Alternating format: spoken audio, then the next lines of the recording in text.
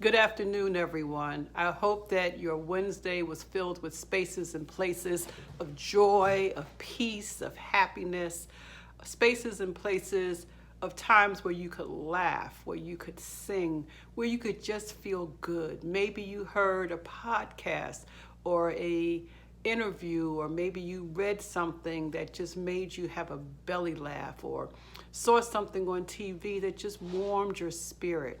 I specifically say spaces and places because I am very clear that as we are going through this COVID pandemic, as we have been forced to change how we live, or should have been forced, as we are practicing social distancing, some of us are distancing in place alone, that we are experiencing a range of emotions. Sometimes the emotions are, we're sad, we are feeling more anxious, we're feeling more depressed. But I also know that there has been a push, or sometimes we go to the other extreme of what I have learned is called toxic positivity. And I'm going to say that again, toxic positivity. And I'm going to read to you what that means. That's why I have my glasses on. It says, toxic positivity. Think about your current outlook. Are you focusing toxic positivity on yourself during this pandemic? Have you given yourself time to sit with your grief and uneasiness over how life has changed? Or do you push those thoughts away as quickly as possible so you can focus on staying positive and grateful for what you do have? And I know that in a number of faith traditions, particularly in Christianity, we try to focus on giving thanks in spite of things. We try to focus on being anxious for nothing, but with all things with prayer and supplication, bringing our petitions before the Lord. We try to stay in positive spirits, and that's a good goal. But I always talk about balance, because anything done at an extreme is problematic. If your total focus is on staying positive no matter what you encounter, just saying, oh, I'm really grateful, it's not that bad. What's happening is you're denying the other emotions that you may be feeling internally. And it's important to allow yourself to process those emotions. For the first time, I'm actually going to post something that's a list of things that should be beside this video, right beside it. And it talks about giving yourself 1 point for each thing that you have not done during this pandemic. And as I was looking at it, I got a perfect score. I got 15. I had not done any of those things. And I did not necessarily feel good about that. It actually made me feel sad. It actually made me nostalgic for all those things that I've been missing. I want to be able to, or I miss being able to being the company of friends. I miss being able to hug my grandchildren and see my children. I desperately need a pedicure. I really need to be groomed. As I looked at that list, I realized getting the high score did not give me a boost of feeling good about myself, but instead it made me sad. And I gave myself permission to sit with the sadness. I gave myself permission to not try to run away from it, not saying, but at least I'm keeping myself safe, at least I'm keeping myself healthy, at least I'm keeping myself alive. Yes, that is true. But having true balance in your life says that you make room for all the emotions. You don't get to pick and choose which emotions are good and which ones are not. The issue is not having the emotion, is what do you choose to do with it? And I want to suggest, if you're feeling sad because your life has been changed during this pandemic, if you're feeling sad because you're going through some things, if you're feeling sad, if you're grieving the loss, some of us have lost dear loved ones and family members during this time, and we have not been able to attend a going home celebration, a funeral.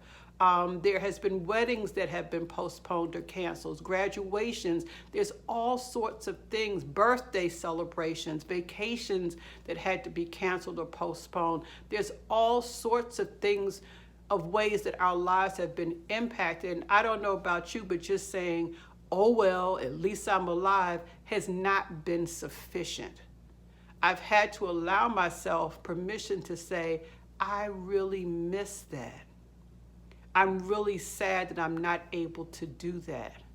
I would love to be able to do this or that. I really, my soul is feeling a deficit because I haven't been able to do this or that. I'm someone who got massages on a regular basis. I have not had a massage in I don't know how long. And my body is saying, hey, wait a minute, we've been doing this for years. What's going on?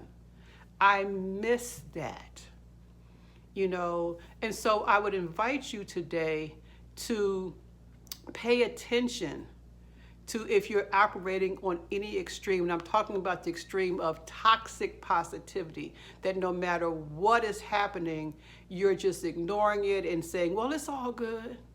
I'm good anyway. I'm good. I'm blessed and highly favored. Yes, you are. But a part of being blessed and highly favored is that we're human. And it's okay to allow ourselves to acknowledge that every day is not a great day. Every day does not fill us with joy and happiness. That there may be spaces and places in your day that do not feel good. The challenge is not to dwell in those bad feelings, but to find a balance to make space for them so that you can feel them, mourn them, grieve whatever it is that you're missing, to acknowledge that life has changed and part of it does not feel good, to have balance.